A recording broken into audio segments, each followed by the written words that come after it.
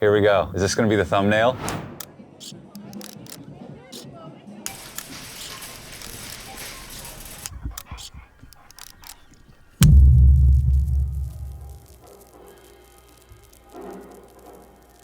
The Lomo MC-A is a brand new film camera with all the manual controls and automatic settings you could ever want. It sounds perfect. This should be my dream camera. But after 2 months, 7 rolls of film, and 1 malfunctioning camera later, I have some complaints. Hello Internet, I'm Nick, and this is the truth about the Lomo MC-A. When I did the podcast about this and everyone said the whole podcast was me begging for one, look who's dumb now, because now I got one. That's me, Nick LoPresti, on November 23rd, 2025, the day after my birthday.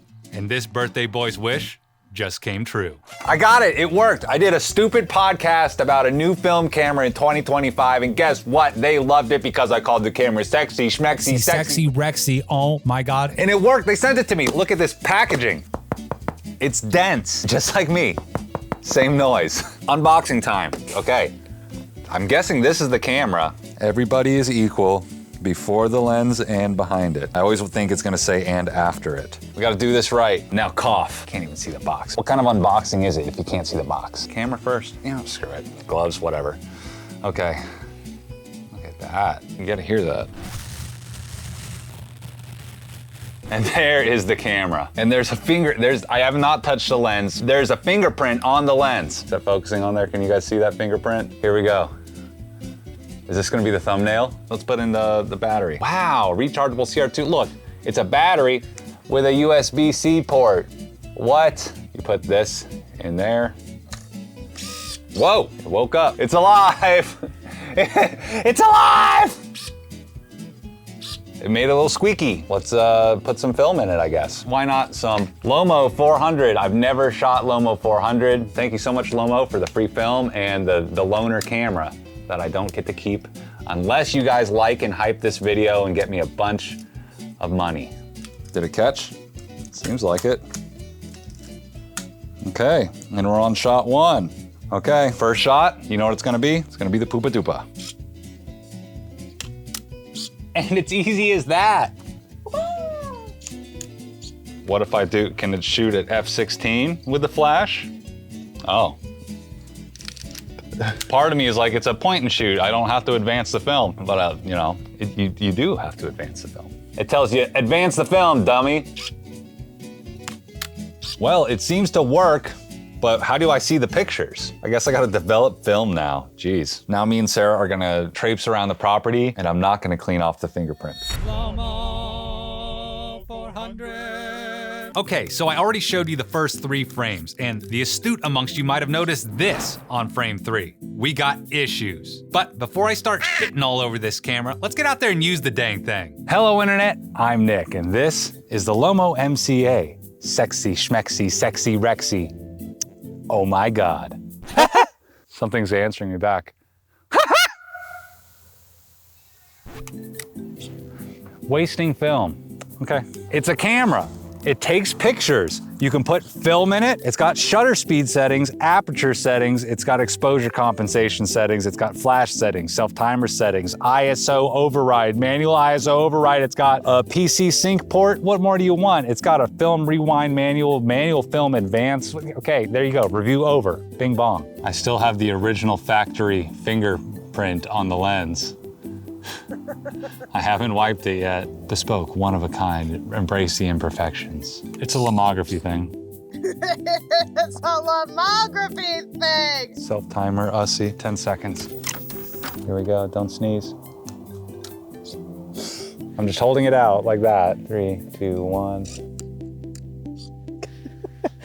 Anyway, we pretty much treated the Lomo MC-A like a point-and-shoot camera. We had some great success and some not so great. but all in all, it handled some very contrasty scenes pretty well. And honestly, playing around with a Lomo was a great distraction from some pretty devastating real-life stuff. But despite all that, we still managed to put on a brave face and shoot some frames to feed this insatiable YouTube algorithm. By the way, I even took the camera to HEB and got this one okay zone-focused hip shot right before I went in to go shopping. More of that coming soon. How does it feel to use the most newest, greatest advanced film camera? I like it. I don't want to be there. Yeah. Okay, let me see. 37. Oh, look at how it's like a rave every time you record the screen. And there we go, that's the end of roll one. Let's rewind this thing. Why does it sound like it's breaking? So yeah, I know it sounded like it was ripping the sprocket holes to shreds, but they came out fine. And that was the only time it ever made that noise, so I don't know. That's very confidence instilling.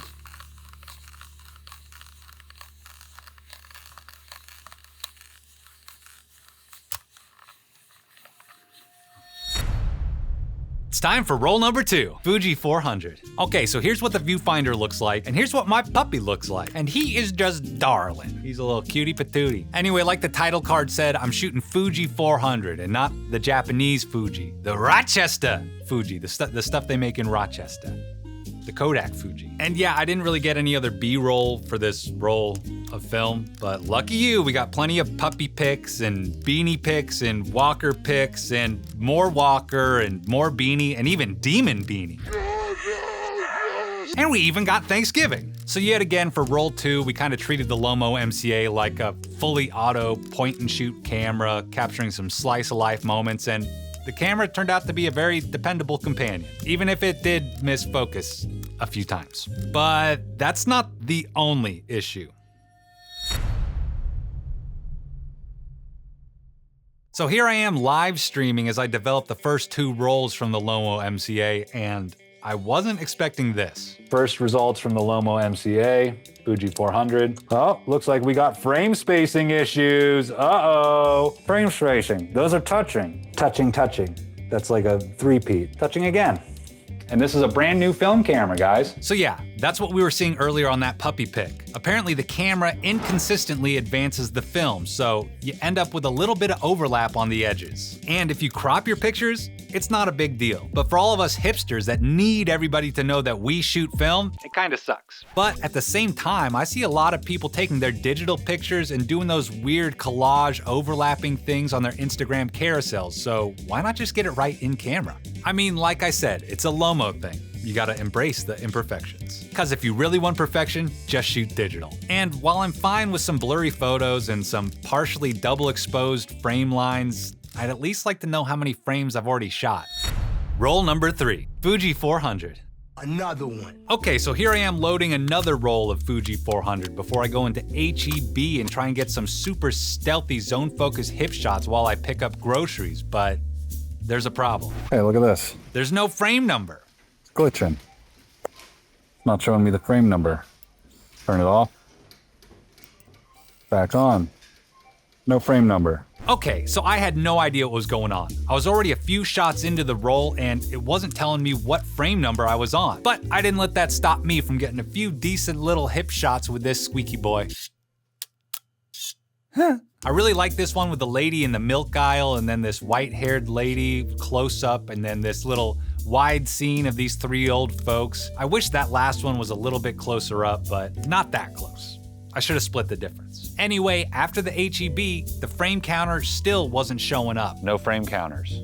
It's not telling me what frame I'm on. That's why I like mechanical stuff, you know? But nonetheless, we kept on blasting frames of freckles and puppies and grass and puppies and blankets. And still, after all that, I had no idea how many frames I had left. So I decided to do some multiple exposures. You see, I wanted to use the splitzer attachment to try and go after some Nicolas Cage, John Travolta face-off effect, but I kept messing up and advancing the film. So right now it's blocking this side of the lens, leaving me with frames like this. You see, in other cameras with a mechanical multiple exposure switch, you still have to use the frame advance lever, cause on those cameras, the multiple exposure switch just disengages the take-up spool. So when you do the film advance lever, you're just recocking the shutter and the film stays in place. But with the Lomo MC-A, the shutter gets recocked by some electronic gizmo. So when you press the MX switch, you're basically just telling the camera's computer brain, hey, stop locking down the shutter and let me take another frame without advancing the film. Anyway, after 3 failed attempts, we finally figured it out. Here's one of Puppy. And then this one is kind of terrifying. But don't worry, our kids would look beautiful, right, babe? So what else? Well, after another trip down our south field, we caught this cool light leak reflecty thingy, which is very Lomo. And speaking of Lomo, one of the big gripes I keep hearing about this camera is the vignetting. So let's put that to the test.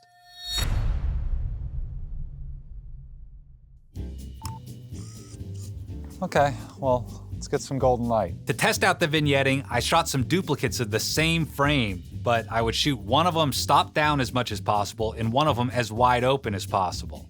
1/60, f/16. Okay, now let's see how that compares to shooting f4, 1/500.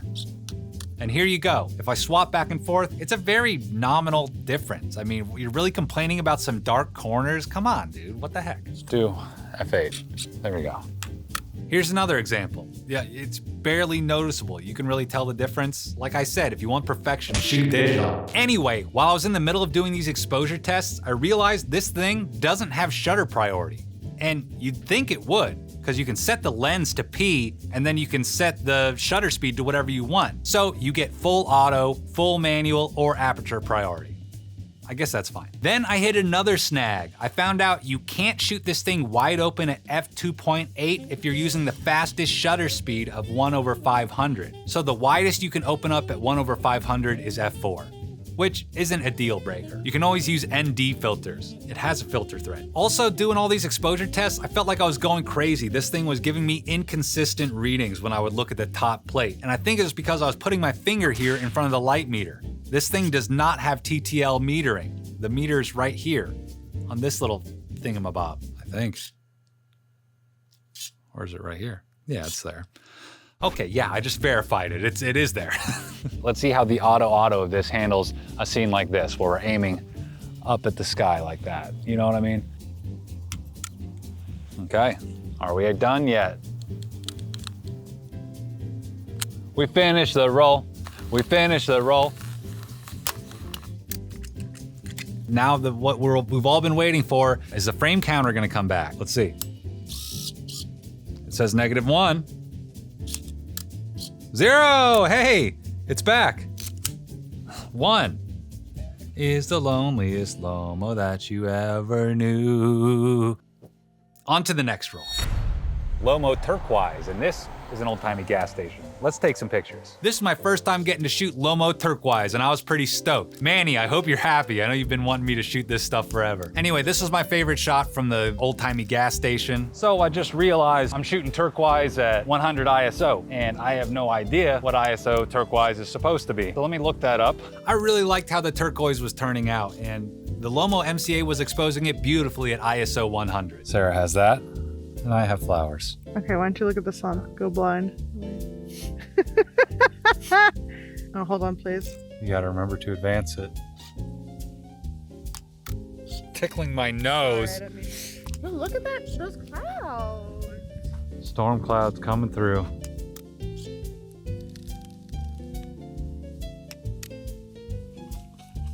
Puppy butt hole.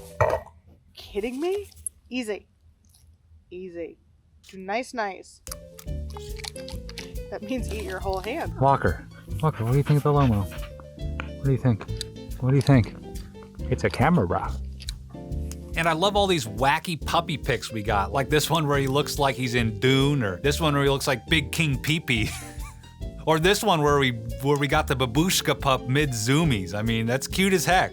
And I know we look like a bunch of Smurfs, but I really like these simple shots of family time with us just being together or goofing off like a bunch of Lomographers. But sadly, that was the last roll I got to run through this Lomo MC-A, because I got another one. Woo.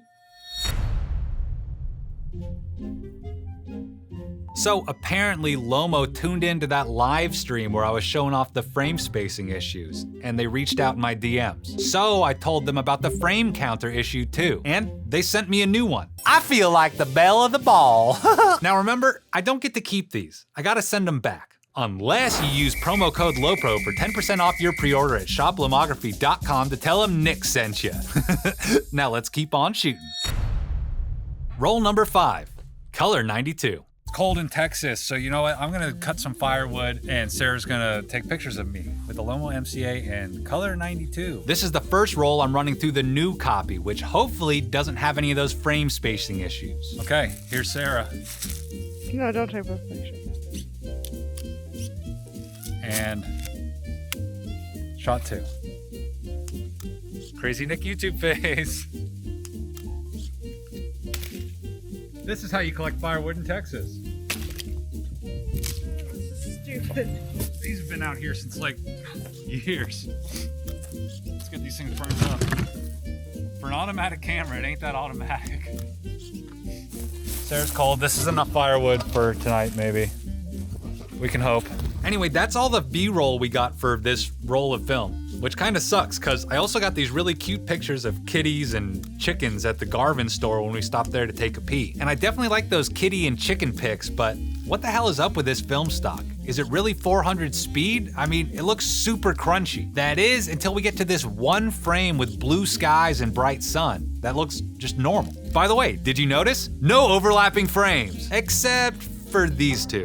But those are the last 2 shots on the roll, which could happen on any camera. That happens whenever you have just enough slack in your film can to cock the shutter, but you can't move the film all the way outside of the film gate. So problem solved. I guess that frame spacing issue doesn't affect every single Lomo MC-A. It's more like an isolated incident. Or is it? Roll 6, Pro Image 100. San Antonio, January 10th, 2025. Sarah and I came out here to support the local photo community because Paz, founder of Malojos Photos, was throwing a housewarming / gallery party thing. So I loaded up some Pro Image 100 and started popping off shots. That's Mingo in the middle. Some say he's the next big thing in Austin street photography. I forget who that is on the left, but Lomo gave him a little rainbow. And finally, on the right, that's Alejandro. What a treat it was to meet that dude. He even lent me this little flash with his sync cable so I could test out the PC sync port on the Lomo MC-A. And it worked like a charm. Now it's party time. Harsh flash, house party photo vibes, hooray. Here we got Alejandro to pose with Sarah and Mingo and Gayla. By the way, here's some of Alejandro's work hung on the wall. These are real darkroom prints, and not only are they great shots, but he also framed and matted them very beautifully. Anyway, here's Paz, the man of the hour, so I just had to give him the customary LoPresti welcome home gift of summer sausages and assorted cheeses. Look how stoked he is to chow down on my sausage. Remember kids, never show up to a party empty-handed. It's just rude. Anyway, next up I let Paz and Alejandro take some pics of me with the Lomo MC-A. And looky here, easy breezy beautiful. You want to test it out, see how it feels? All right, do whatever you want.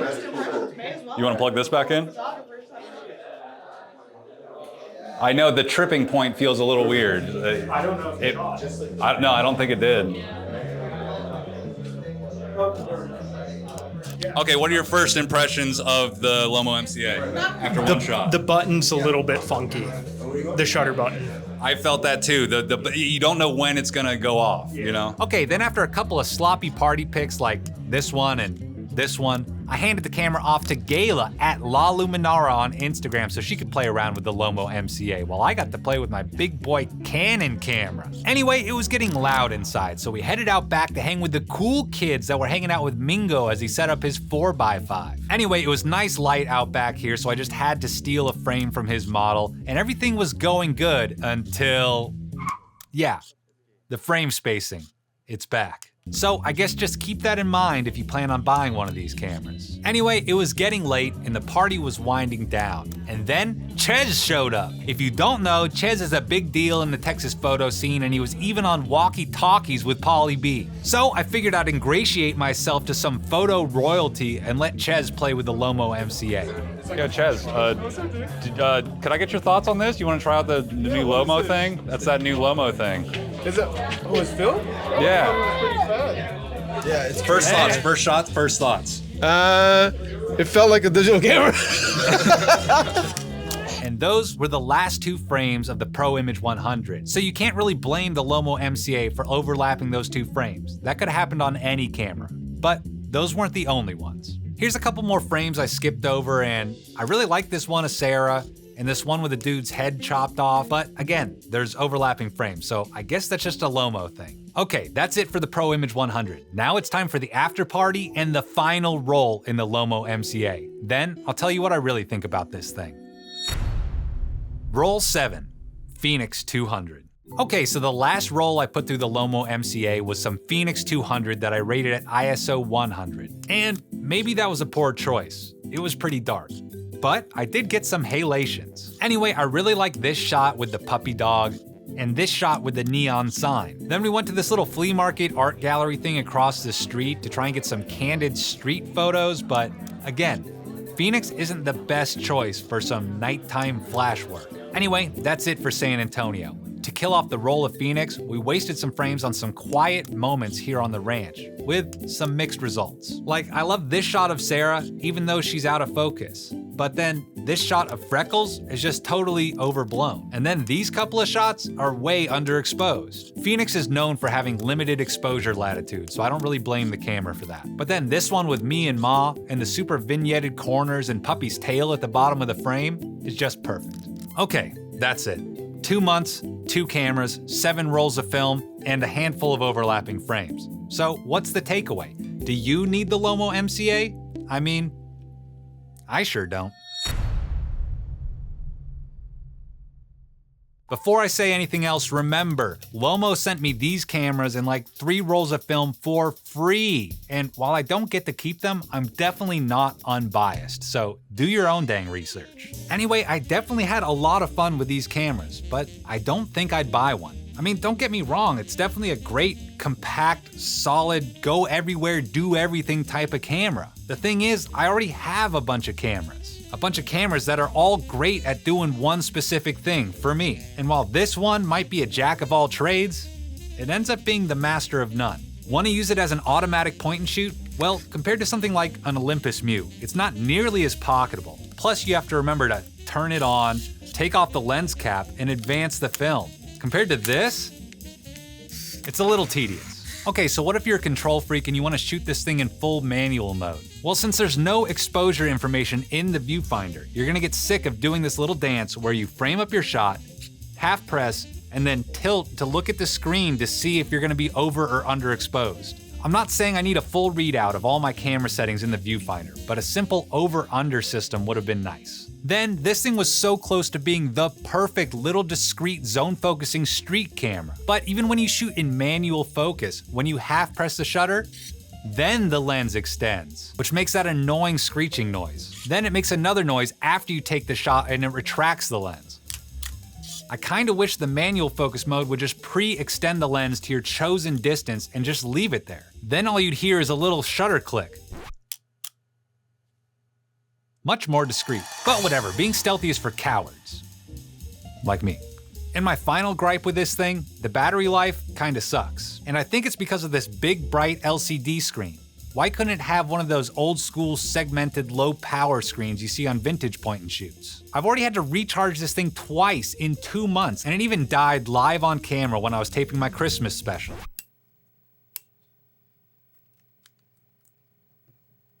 No, it works great. Now, at least they give you that rechargeable battery, so you don't have to keep wasting money on those fancy CR2 specialty batteries. But I have other point and shoots that have been living for years on the same battery. Okay, with all that said, if you're in the market for a fun, compact, metal, rugged, take everywhere, do everything sort of camera, you could do a lot worse than the Lomo MC-A. Plus, if you buy this thing, you're supporting a really cool company that's doing the Lord's work, making amazing analog cameras in the modern age of AI slop. And speaking of support, I couldn't do any of this without the support of LoPresti Army. So thank you, Spencer, thank you, Juan, thank you, Brock, thank you, Jesse, thank you, Hill, thank you, Dave, thank you, Tony, thank you, Slavic Boy, thank you, Gabriel, thank you, Nanu, thank you, M, thank you, Anjay, thank you, Chris, thank you, Joel, thank you, Government PsyOp, thank you, Larry, thank Thank you, Morrison. Thank you, Floppy Doppy. Thank you, Dankway. Thank you, Jake. Thank you, Ziggy. Thank you, Jonas. Thank you, Subpar. Thank you, Clint. Thank you, Nick. And thank you, Brian.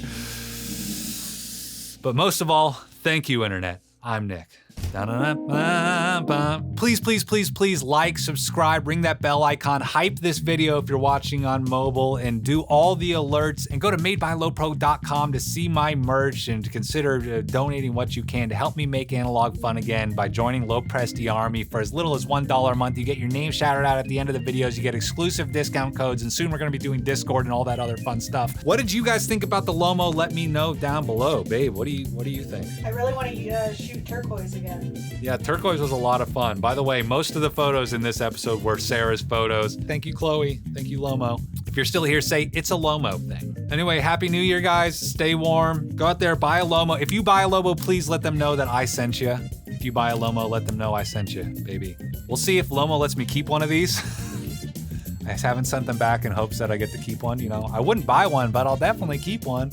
Add it to my collection. It's definitely a lot more metal feeling than the Olympus OM3. I mean, the OM Systems OM3. Okay, that's it. Bye, Internet.